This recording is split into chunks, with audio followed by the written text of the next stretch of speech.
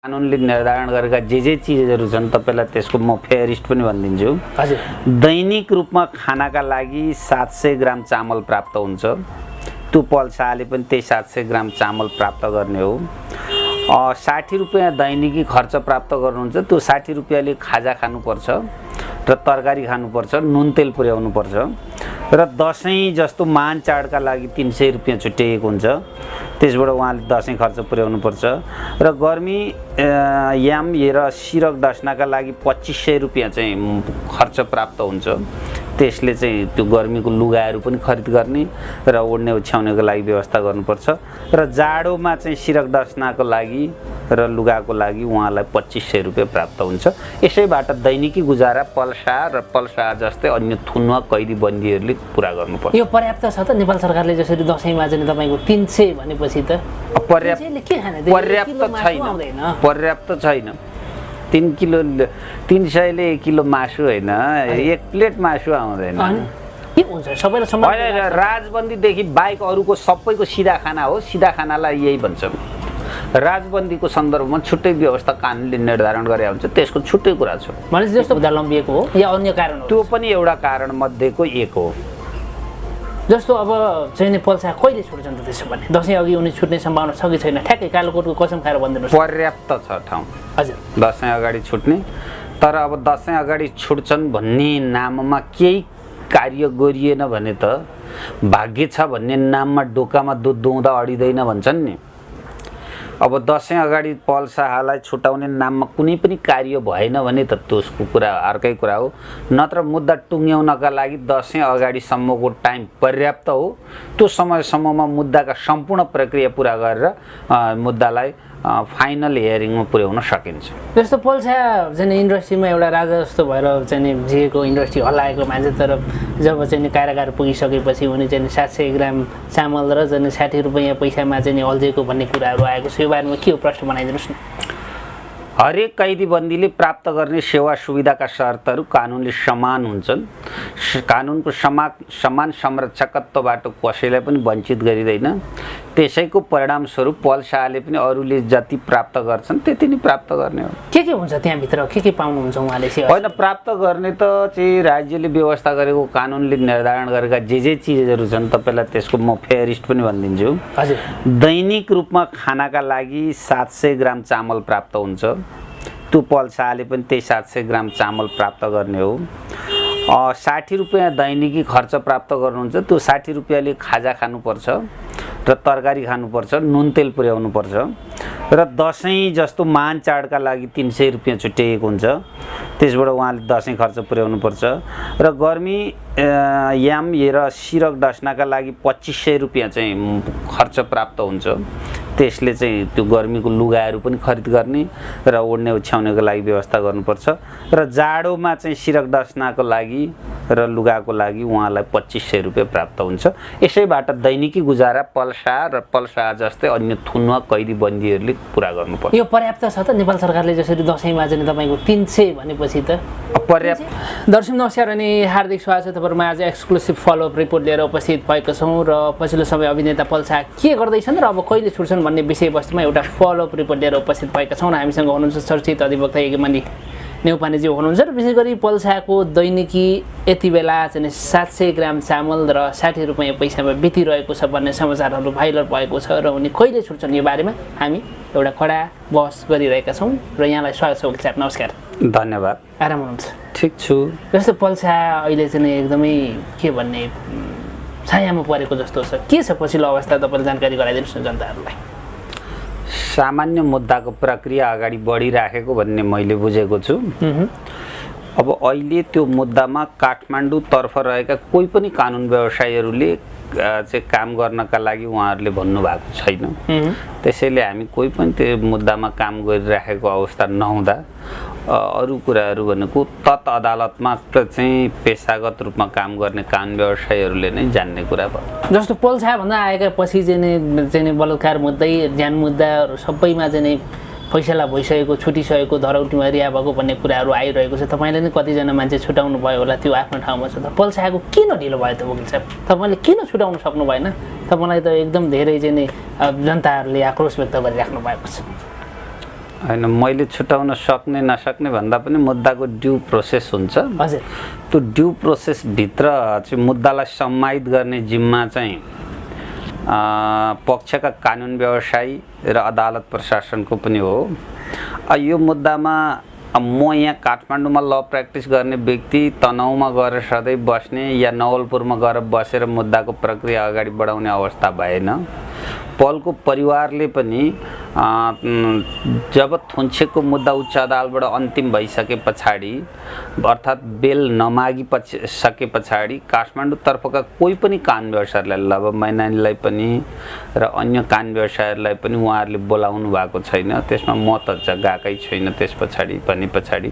तर एकै पनि नेउपानेले पल्सालाई छुटाउन सकेन भनेर चर्को आलोचना भइरहेको छ सामाजिक सञ्जालमा तपाईँको।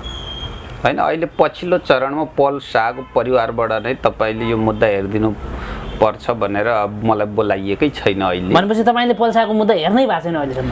होइन म चाहिँ सुरु चरणमा म तनहुँ जाँदाखेरि पल शाहका तर्फबाट मुद्दा हेरिदिनु पर्यो, बहस पैरवी गरिदिनु पर्यो भन्ने कुरा उहाँले भन्नुभएको हो है। त्यस पछाडिका दिनमा उहाँको बहिनीसँग पनि सम्पर्क भएको, उहाँको परिवारसँग पनि सम्पर्क भएको र उच्च अदालतमा गएर निवेदन पनि दर्ता गरेको केही अवस्था हुन्। त्यस पछाडिका क्रममा जब उच्च अदालतले चाहिँ धरोटी माग नगरिकन थुनामै राखेर मुद्दाको अनुसन्धान गर्ने प्रक्रिया अगाडि बढिसके पश्चात सामान्य मुद्दाको प्रक्रिया मात्रै अगाडि बढेको अवस्था छ। सामान्य मुद्दाको प्रक्रिया अगाडि बढिरहेका अवस्थामा हामीलाई बोलावट पनि भएको छैन, हामी गएको पनि छैन। यस्तो किन ढिलाइ भयो? उहाँभन्दा पछि आएका सेम प्रकृतिका मुद्दाहरू तपाईँले चाहिँ किनारा लगाइसक्नुभयो, छिनोफानो गरिसक्नुभयो। पल शाहजीकै मुद्दा चाहिँ ढिलो हुनु आज चाहिँ 4 महिना कटिसकेको अवस्था छ। किन यस्तो भइरहेछ? न्यायालयमा कसरी जनताले विश्वास गर्ने अब?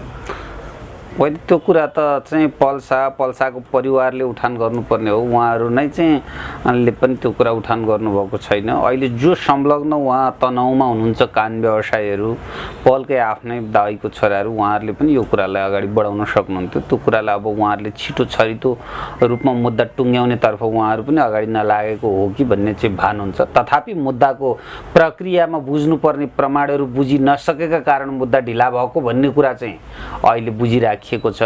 मौकामा बुझेका केही व्यक्तिहरू जो चाहिँ अदालतको आदेशमा पनि उपस्थित हुन नगएका कारण अदालतको एउटा प्रक्रिया हुन्छ, त्यो प्रक्रियामा रहेका कारण पनि मुद्दा ढिलो भएको भन्ने अवस्था हो। भनेपछि मौकामा बुझ्न पर्ने व्यक्तिहरू अदालतमा हाजिर नभएको कारण यो मुद्दा लम्बिएको हो या अन्य कारण हो? त्यो पनि एउटा कारण मध्येको एक हो। जस्तो अब चाहिँ पल शाह कहिले छुट्छन् त? त्यसो भने दसैँ अघि उनी छुट्ने सम्भावना छ कि छैन? ठ्याक्कै कालोकोटको कसम खाएर भनिदिनुहोस्। पर्याप्त छ ठाउँ। हजुर, दसैँ अगाडि छुट्ने। तर अब दसैँ अगाडि छुट्छन् भन्ने नाममा केही कार्य गरिएन भने त भाग्य छ भन्ने नाममा डोकामा दुध दुहुँदा अडिँदैन भन्छन् नि। अब दसैँ अगाडि पल शाहलाई छुटाउने नाममा कुनै पनि कार्य भएन भने त त्यसको कुरा अर्कै कुरा हो। नत्र मुद्दा टुङ्ग्याउनका लागि दसैँ अगाडिसम्मको टाइम पर्याप्त हो। त्यो समयसम्ममा मुद्दाका सम्पूर्ण प्रक्रिया पुरा गरेर मुद्दालाई फाइनल हियरिङमा पुर्याउन सकिन्छ। जस्तो पल शाह चाहिँ इन्डस्ट्रीमा एउटा राजा जस्तो भएर चाहिँ जिएको इन्डस्ट्री हल्लाएको मान्छे, तर जब चाहिँ कारागार पुगिसकेपछि उनी चाहिँ 700 ग्राम चामल र चाहिँ 60 रुपियाँ पैसामा चाहिँ अल्झेको भन्ने कुराहरू आएको छ। यो बारेमा के हो प्रश्न बनाइदिनुहोस् न। हरेक कैदीबन्दीले प्राप्त गर्ने सेवा सुविधाका शर्तहरू कानुनले समान हुन्छन्। कानुनको समान संरक्षकत्वबाट कसैलाई पनि वञ्चित गरिँदैन। त्यसैको परिणामस्वरूप पल शाहले पनि अरूले जति प्राप्त गर्छन् त्यति नै प्राप्त गर्ने हो। के हुन्छ त्यहाँभित्र? के पाउनुहुन्छ उहाँले? होइन, प्राप्त गर्ने त चाहिँ राज्यले व्यवस्था गरेको कानुनले निर्धारण गरेका जे चिजहरू छन् तपाईँलाई त्यसको म फेयरिस्ट पनि भनिदिन्छु। हजुर। दैनिक रूपमा खानाका लागि 700 ग्राम चामल प्राप्त हुन्छ। त्यो पल शाहले पनि त्यही 700 ग्राम चामल प्राप्त गर्ने हो। 60 रुपियाँ दैनिकी खर्च प्राप्त गर्नुहुन्छ। त्यो 60 रुपियाँले खाजा खानुपर्छ र तरकारी खानुपर्छ, नुन तेल पुर्याउनुपर्छ र दसैँ जस्तो महान चाडका लागि 300 रुपियाँ छुट्याइएको हुन्छ। त्यसबाट उहाँले दसैँ खर्च पुर्याउनुपर्छ र गर्मी याम र सिरक डस्नाका लागि 2500 रुपियाँ चाहिँ खर्च प्राप्त हुन्छ। त्यसले चाहिँ त्यो गर्मीको लुगाहरू पनि खरिद गर्ने र ओड्ने ओछ्याउनेको लागि व्यवस्था गर्नुपर्छ र जाडोमा चाहिँ सिरक डस्नाको लागि र लुगाको लागि उहाँलाई 2500 रुपियाँ प्राप्त हुन्छ। यसैबाट दैनिकी गुजारा पल्सा र पल्सा जस्तै अन्य थुनुवा कैदी बन्दीहरूले पुरा गर्नुपर्छ। यो पर्याप्त छ त? नेपाल सरकारले जसरी दसैँमा चाहिँ तपाईँको 300 भनेपछि त पर्याप्त छैन।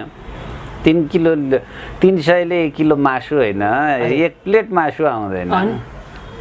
भनेपछि एकदम हास्यास्पद पनि जस्तो देखियो हेर्दाखेरि। अब यो राज्यका विषयमा विचार गर्ने हो भने एउटा मात्रै होइन, 50औं विषयमा चाहिँ हेर्नुहोस् यस्तै अवस्था छन्। कैदी बन्दीहरूलाई चाहिँ दिने सेवा शर्तका सुविधाबाट कैदी बन्दीहरू बाँच्न नसक्ने अवस्था स्पष्ट छ होइन। अब 300 रुपियाँ दिनको 50 रुपियाँ 60 रुपियाँले सम्पूर्ण खर्च कसरी धान्न सकिन्छ? अब यो कुराले त चाहिँ पीडितलाई झन् पीडित हुने अवस्था हुन्छ। सबै कैदी बन्दीहरू अपराधको परिभाषाभित्र पर्दैन। उहाँहरू चाहिँ मुद्दाको अन्तिम किनारा नभएका कारण थुनामा बस्या हुनुहुन्छ, भोलि छुट्ने अवस्था हुन्छ। त्यसरी यो पर्याप्त छैन। तर जस्तो भिआइपी व्यक्तिहरूलाई त तपाईँको यदि नेता कोही चाहिँ मन्त्रीज्यूहरू पर्नु भएको भने तपाईँको त्यहाँ भिआइपी डिलक्स रुमै हुन्छ अरे भन्ने सुनेका छौँ। के हुन्छ? सबैलाई समान? राजबन्दीदेखि बाहेक अरूको सबैको सिधा खाना हो। सिधा खानालाई यही भन्छन्। राजबन्दीको सन्दर्भमा छुट्टै व्यवस्था कानुनले निर्धारण गरे हुन्छ, त्यसको छुट्टै कुरा छ। भनेपछि जस्तो पल्साजीले चाहिँ आफ्नो प्राइभेट खर्चबाट चाहिँ त्यहाँ यसो गर्न पाउनुहुन्छ कि नपाउनु? प्राइभेट खर्चबाट त अरबौं खर्च गर्न पनि पाइन्छ। फेरि खर्च गर्न चाहिँ खान बस्न मजाले पाइन्छ। भएको सेवा सुविधाको उपभोग गर्न पाइन्छ मजाले पाइन्छ। जस्तो अब अहिले कैदी बन्दीहरूको हकमा चाहिँ मैले प्राय सुनेको र जानेको बुझेको चाहिँ दिल्ली बजार कारोबार चाहिँ एकदम धेरै रोजाइमा पर्छ भन्ने सुनेको छ। किन यस्तो हुन्छ? यो पनि प्रश्न बनाइदिनु। तपाईँले यो प्रश्न गर्दाखेरि के हो भने अहिले नेपालमा एउटा अथाह धन्दा चलेको र अकुत पैसा कमाइ गर्न सक्ने ठाउँ र जहाँ एकाधिकार सञ्चालन भएको ठाउँ भनेको कारागार हो। हेर्नुहोस्, नेपालभरिका कारागारहरू हुन् जहाँ सबैभन्दा धेरै ठुलो चाहिँ एकाधिकार सिर्जना भएको छ। यहाँभित्र यस्तोसम्म चाहिँ राज्य छ, यस्तो व्यवस्था छ, यो अचम्म डरलाग्दो छ। यसमा कसैले आँखा पुगेको छैन। हेर्नुहोस्, त्यहाँभित्र एकाधिकार रूपमा तपाईँको चाहिँ होटलहरू सञ्चालन भएको हुन्छ, एकाधिकार रूपमा पसल सञ्चालन भएको हुन्छ। त्यहाँका दाम मूल्यको कुरा बाहिर ल्याउनका लागि कुनै पनि कैदी बन्दीलाई अधिकार दिएको हुँदैन र हरेक कैदी बन्दीलाई भेट्न जाँदाखेरि उनीहरूका पछाडि कोही न कोही नाइके सब नाइकेलाई प्रयोग गरिएको हुन्छ, परिचालन गरिएको हुन्छ। उसले कारागार प्रशासनभित्रको कैदी बन्दीहरूभित्र रहेको त्यो अराजकतालाई सार्वजनिक गर्छ भन्ने डरका बावजुद त्यो कुरा उल्लेख गरिएको हुन्छ। यहाँ कारागार प्रशासन सुधारका नाममा कैदीबन्दी सुत्ने र खाने व्यवस्थाको सुधार मात्रै होइन, त्यहाँभित्रको एकाधिकारको सुधार गर्नुपर्छ। त्यहाँभित्रका चाहिँ नाइके सब नाइकेहरूले चाहिँ जसरी चाहिँ हिँडेका हुन्छन् त्यो अवस्था यहाँका प्रधानमन्त्री मन्त्रीभन्दा माथिल्लो दर्जाको हैसियत निर्धारण गरेका हुन्छन् र एउटा कारागारको नाइके एक ठाउँबाट अर्का ठाउँमा चाहिँ सरुवा गर्नु पर्यो भने सरकार हल्लिन्छ।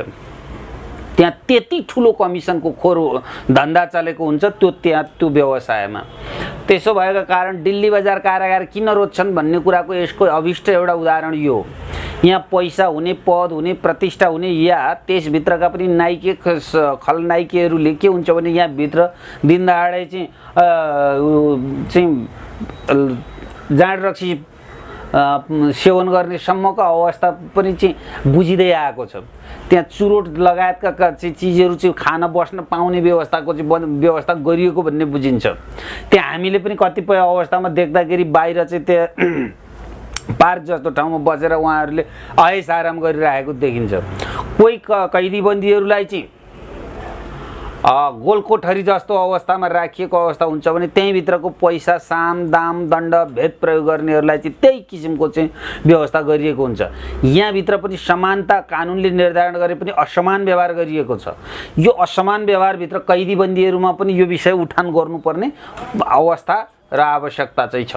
जस्तै बलशाहजीले चाहिँ चाहनु भन्नु कि यहाँ चाहिँ उहाँबाट यहाँ आउन सक्नुहुन्छ कि हुन्न, यहाँ केन्द्रीय कारागार चलान हुन सक्नुहुन्छ कि हुन्न, त्यो त्यसभित्र पनि पावर चाहिन्छ, शक्ति चाहिन्छ।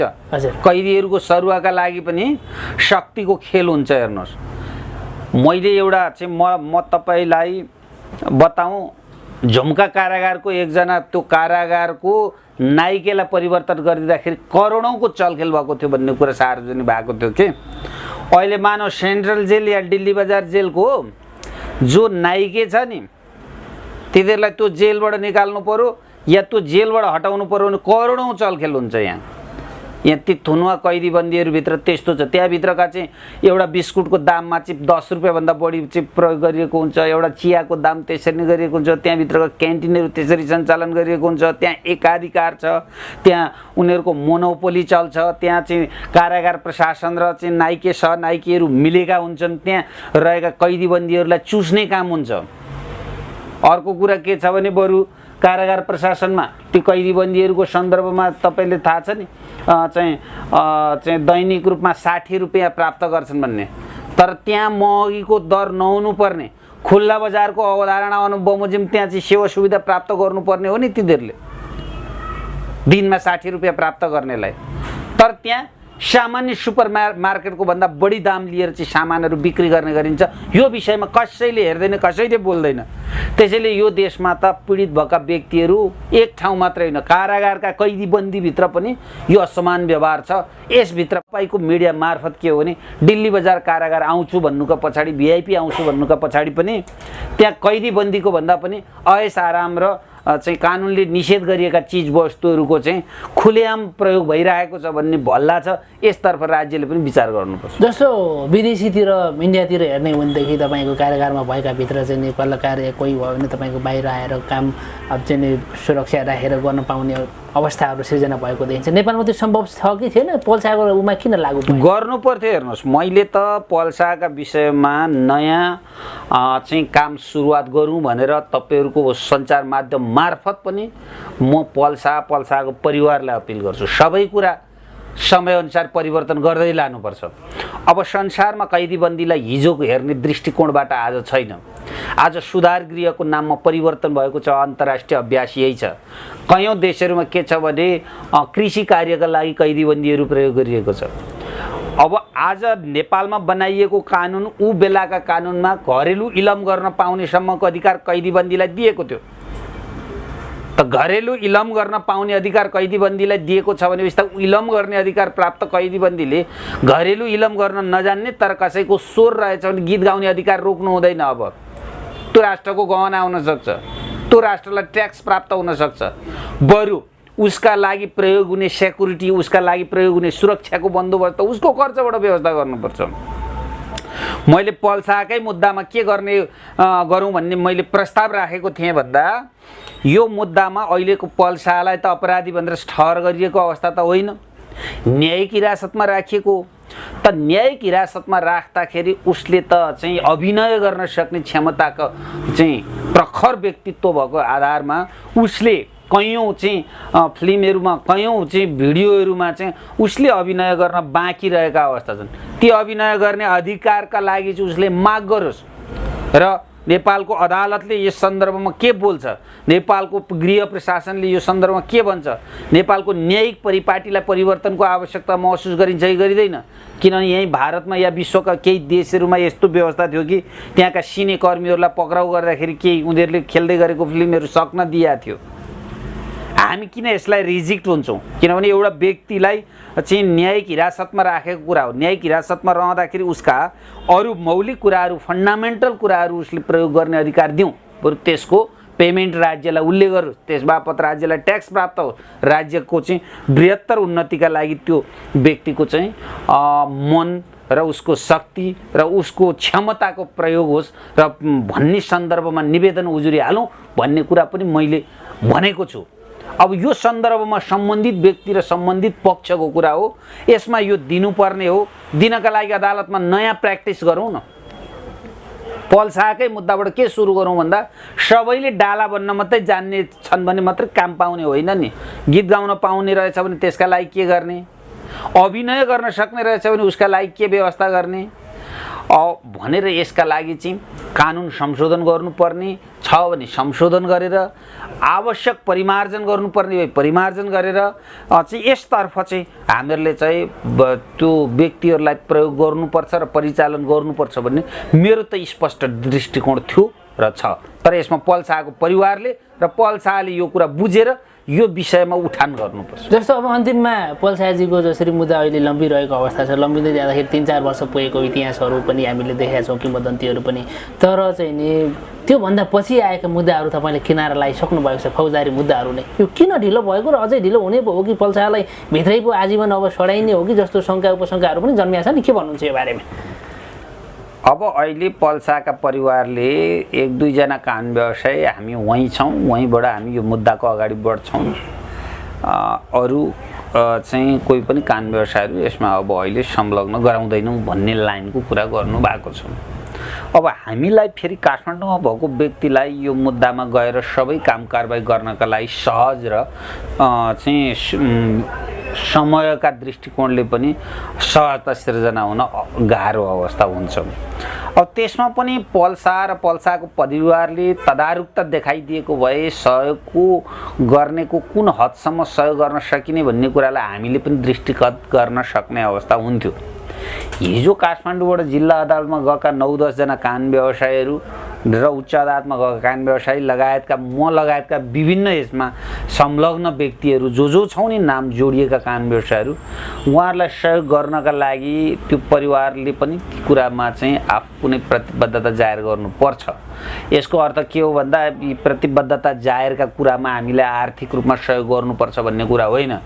यो भ्रम नपरोस्। आजसम्म मैले पल शाह र पल शाहको परिवारबाट 1 रुपियाँ पैसा पनि लिएको छैन। म जतिचोटि यो मुद्दामा गएँ, जतिचोटि उहाँलाई कानुनी सल्लाह दिएँ, जति मैले कानुनी डकुमेन्टहरू बनाउन सहयोग गरेँ, यो मैले निस्वार्थ मनले पल शाहलाई गरिदिएको सहयोग हो। एउटा व्यक्तिले गर्ने सहयोगको पनि त्यसमा सीमाङ्कन हुन्छ र उहाँहरूले अब यसभन्दा बढी पनि आवश्यकता महसुस गर्नुभयो भने सहयोग गर्ने एउटा छुट्टै पाटो छँदैछ। तर उहाँहरूले आवश्यकता महसुस नगरिकन आफै जान्ने भएर यो मुद्दामा अगाडि बढ्न सक्ने अवस्था त कसैको पनि रहँदैन। त्यसैले मुद्दा ढिला हुनुका पछाडिका कारक तत्त्वहरू यी र यस्तै विषयहरू हुन सक्छन्। त्यसमा स्पष्ट रूपमा चाहिँ त्यो परिवार र आज जोडिनुभएका केही उहाँका वरिपरिका व्यक्तिहरूलाई बुझ्नुभयो भने स्पष्ट हुन्छ। हजुर, पक्कै पनि पल्साको चाँडोभन्दा चाँडो रिहाई होस् तपाईँले भगवान्सँग प्रार्थना गरिदिनु होला। सम्बन्धित व्यक्ति निकायहरूलाई पनि हामी यही भन्न चाहन्छौँ। यहाँले महत्त्वपूर्ण समय र जानकारी दिनुभयो, यहाँलाई थ्याङ्क यू सो मच, धेरै धेरै धन्यवाद, नमस्ते। ल हजुरलाई पनि धन्यवाद, नमस्ते, बाई बाई।